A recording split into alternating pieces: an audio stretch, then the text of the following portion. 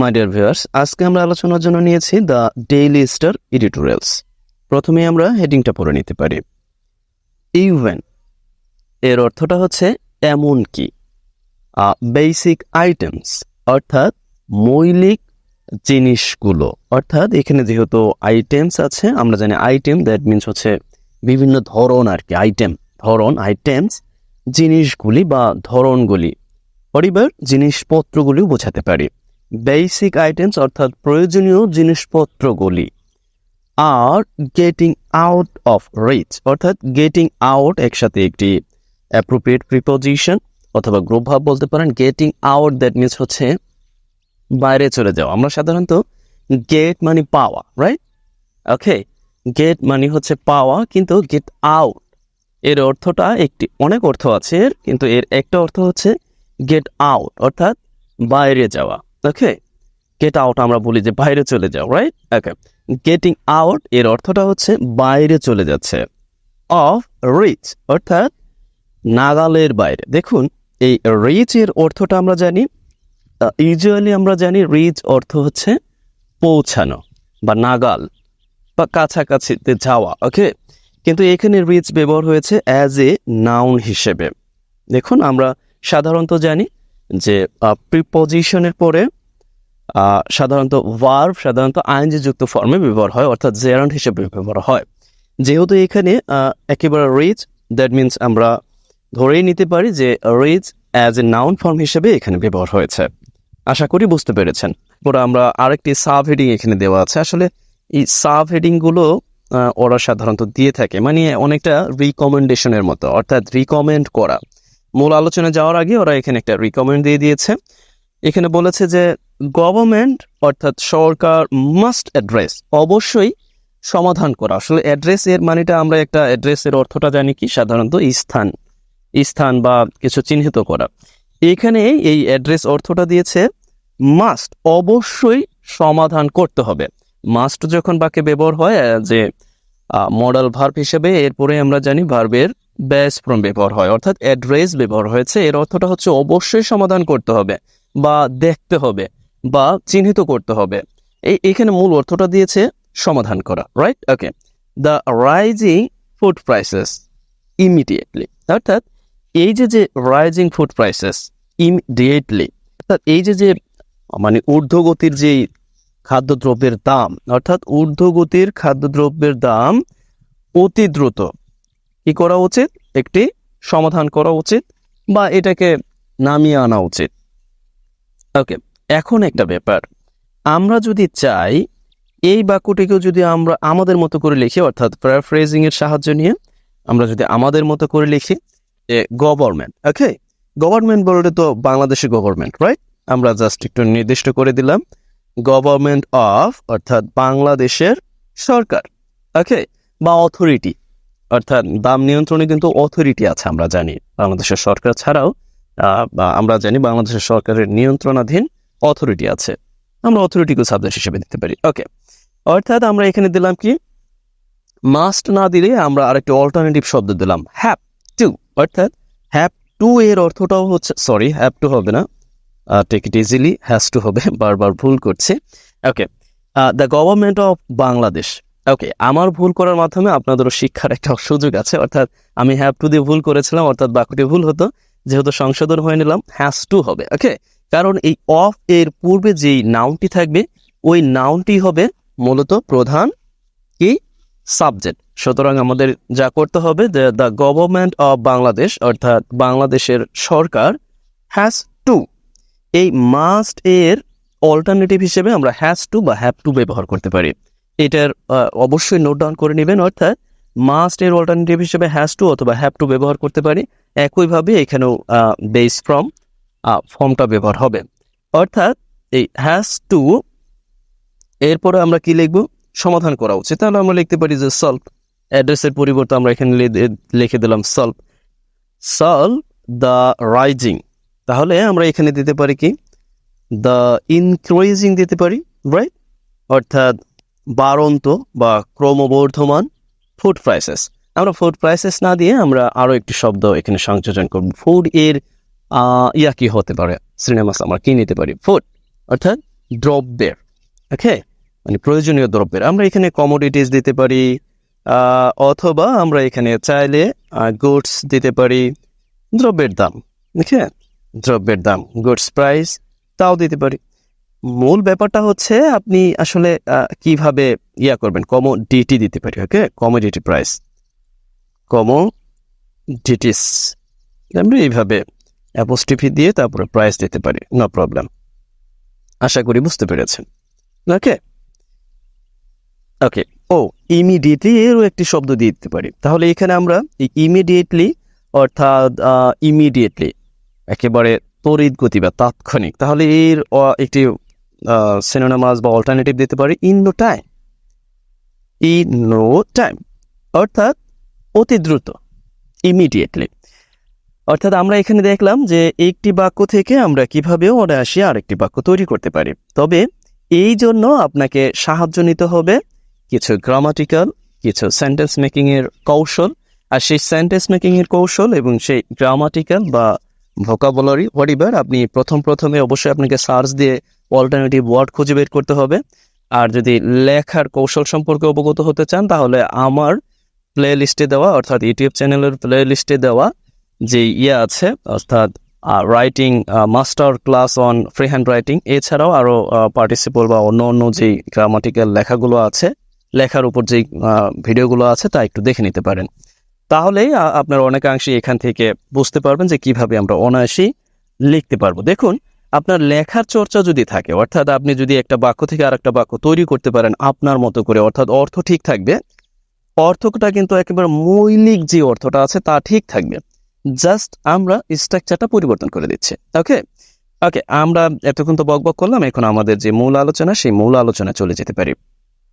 আপনার কাছে প্রথমে আমার প্রশ্ন থাকবে, যদি একেবারে পুরো লাইভ ক্লাস হতো আমি একেবারে ফ্রাঙ্কলি খুবই ইজিলি আপনাদের কাছে প্রশ্ন করতে পারতাম। আমার প্রশ্ন হচ্ছে, এই যে বাক্যটি এখানে আছে এই বাক্যর মধ্যে সাবজেক্ট কোনটা আর ভার্ব কোনটা?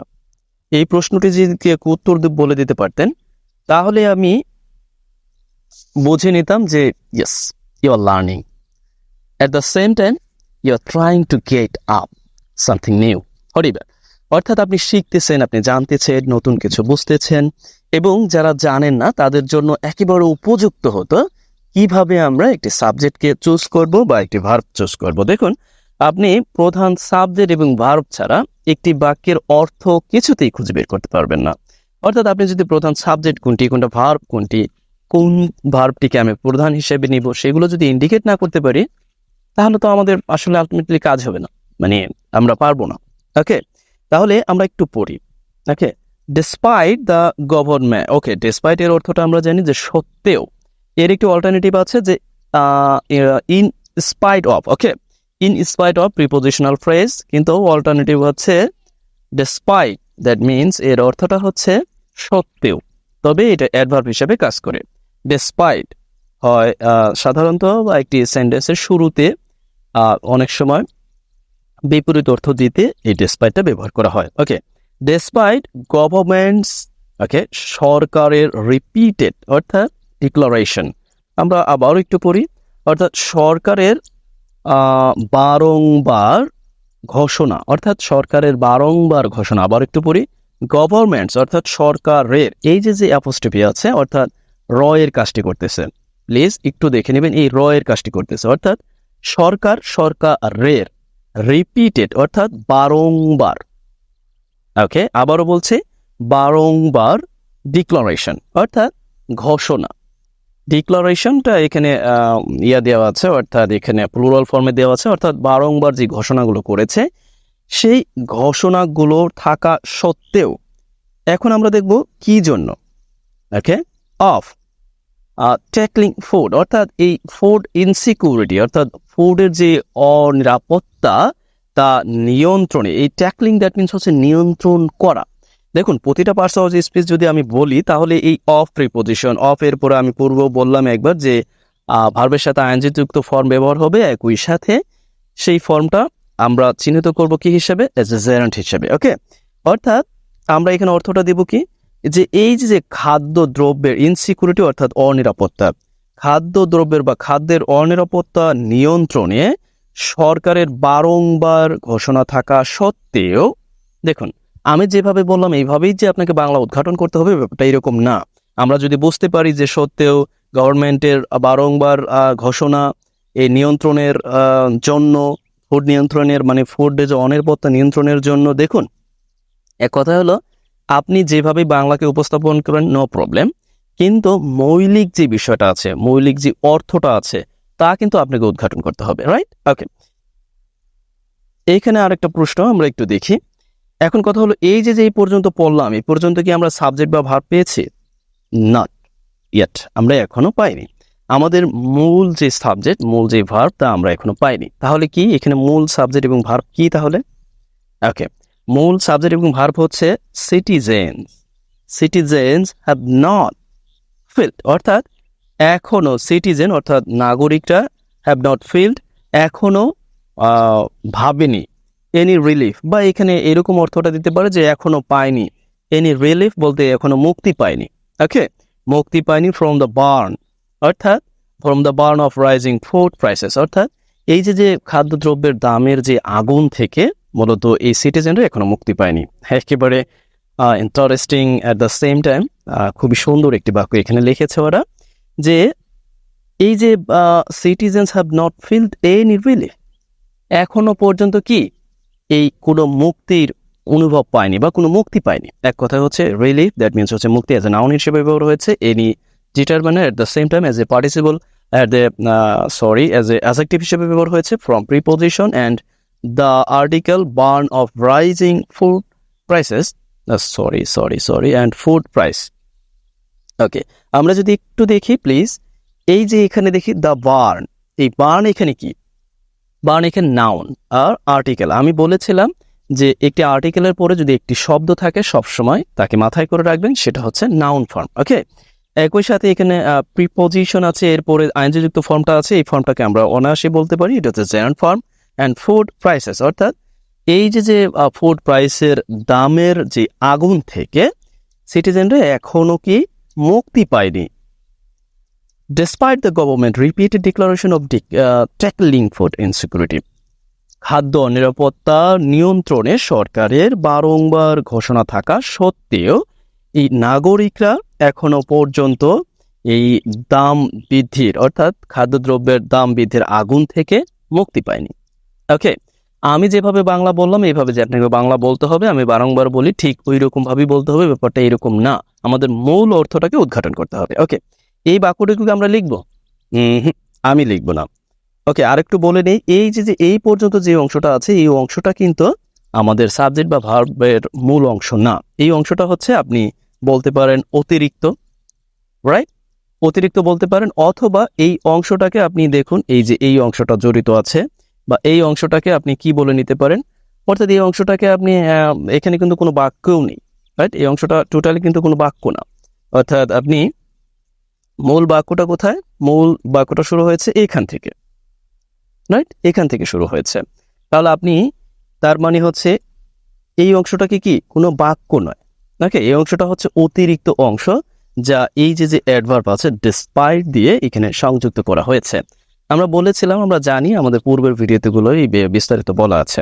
ওকে, এখন কাজ হচ্ছে আমি কিন্তু এই কাজটিকে, অর্থাৎ এই কাজটি আপনাদের জন্য দিব, এই যে এই সেন্টেন্সটিকে আপনি প্যারাফ্রাইজ করবেন, অর্থাৎ আপনি আপনার মতো করে লিখবেন। আমি আশা করি আপনি চেষ্টা করবেন অন্ততপক্ষে মূল অর্থটাকে ঠিক রেখে। আমি কিভাবে এই পূর্বের দুইটা করলাম, অর্থাৎ কিভাবে মূল অর্থটাকে ঠিক রেখে, মানে যদিও মূল অর্থটা হুবহু এখানে ঠিক রাখিনি, তারপরও জাস্ট যতটুকু সম্ভব হয়েছে কিভাবে করলাম, অর্থাৎ এরপরে এইখানে আমরা কিভাবে করলাম, ওকে, এইখানে আমরা কিভাবে করলাম, এই ব্যাপারগুলোকেও আপনি অবলোকন করবেন, বোঝার চেষ্টা করবেন। এবং এখানে তো একেবারে ইন ডিটেল আমি বিস্তারিত বলে দিলাম কোনটার কি নাম। এইগুলো আপনি জাস্ট রাইটিং স্টাইলটাকে একটু পরিবর্তন করে আপনার মতো করে লিখবেন। আপনি যদি এভাবে আপনার লেখা চালিয়ে যান, আপনি বস হবেন রাইটিংয়ে, অর্থাৎ যে কোনো লেখা আমরা বুঝবো সাথে সাথে লিখে ফেলবো। ওকে, এখানে শেষ করে দিব? নট ইয়েট, আরেকটু আলোচনা করবো কিনা? ওকে, আমরা জাস্ট আরেকটু আলোচনা করি। ওকে, আরেকটু আলোচনা করি। এখানে আছে অ্যাকর্ডিং টু রিপোর্ট, অর্থাৎ অ্যাকর্ডিং টু এর অর্থটা আমি এই ব্যাপারে একটি ক্লাস নিয়েছি। অ্যাকর্ডিং টু অর্থাৎ অনুযায়ী, একটা রিপোর্ট অনুযায়ী of the UN world food programme. অর্থাৎ দেখুন এই পর্যন্ত আমরা পড়লাম, এই পর্যন্ত কিন্তু সাবজেক্ট না ভার্ব নাই এখানে, শুধুমাত্র কি এখানে একটি প্রিপোজিশনাল ফ্রেজ দিয়ে অর্থাৎ প্রিপোজিশন দিয়ে এইটা একটা অতিরিক্ত অংশ। অর্থাৎ অ্যাকর্ডিং টু আ রিপোর্ট, কারণ এই বাক্যের মূল বাক্যের প্রয়োজনের খাতিরে এই অতিরিক্ত অংশটা এখানে সংযোজন করা হয়েছে। অর্থাৎ according to a report UN world food programme অর্থাৎ WFP এর অনুযায়ী, একটি সংবাদ বা একটি রিপোর্ট অনুযায়ী। ওকে, এখানে অ্যাডভার্ব অফ টাইমটা শুরুতেই বসিয়ে দিয়েছে। আমরা বলেছিলাম অ্যাডভার্ব অফ টাইম যে কোনো জায়গায় আমরা বসাতে পারি, শেষের দিকেও বসাতে পারি, শুরুর দিকে বসাতে পারি। আর যদি মাঝখানে বসাই এই অ্যাডভার্ব অফ টাইম, অবশ্যই আমরা কমা দিয়ে বুঝিয়ে দেব যে এটা হচ্ছে অ্যাডভার্ব অফ টাইম। অন্যথায় কিন্তু অর্থের ভিন্নতা পরিলক্ষিত হতে পারে, একই সাথে সেন্টেন্সটি ভুল প্রমাণিত হতে পারে। ওকে, অর্থাৎ অ্যাডভার্ব অফ টাইম যদি আমরা মাঝখানে দিই তাহলে অবশ্যই কমা দিয়ে দেব। এরপরে আসছে মূল সাবজেক্ট। ওকে, আমরা একটু পড়ি।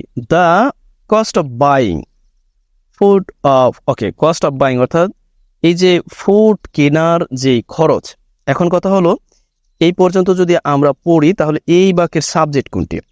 Cost of buying for people living below O poverty line ওয়াজ টাকা এই পার ক্যাপিটা পার মান্থ। এখানে কিন্তু দারুণ একটা কোয়েশ্চেন। তা হলো এই পর্যন্ত যদি আমি পড়ি তাহলে এই বাক্যের সাবজেক্ট কোনটি আর এই বাক্যের মূল ভার্বটিই বাকি। এটা কিন্তু মানে বিশাল একটা ব্যাপার হতে পারে। আবারও বলছি, যদি লাইভ ক্লাস হতো খুবই ইন্টারেস্টিং হতো, আমি জানতে পারতাম যে আপনারা কি উত্তর দিচ্ছেন। অর্থাৎ এই বাক্যের সাবজেক্ট কোনটি, রাইট? এই বাক্যটির সাবজেক্ট কোনটি? এই বাক্যটির সাবজেক্ট, অর্থাৎ যখনই একটা বাক্য শুরু হবে মাথায় রাখবেন প্রিপোজিশন যুক্ত একেবারে প্রিপোজিশন পূর্বের যে নাউনটি থাকবে তাই হচ্ছে আমাদের মূল সাবজেক্ট, মাথায় রাখবেন। ওকে, এরপরে কি হলো এটা ওটা আমাদের কিছু দেখতে হবে না।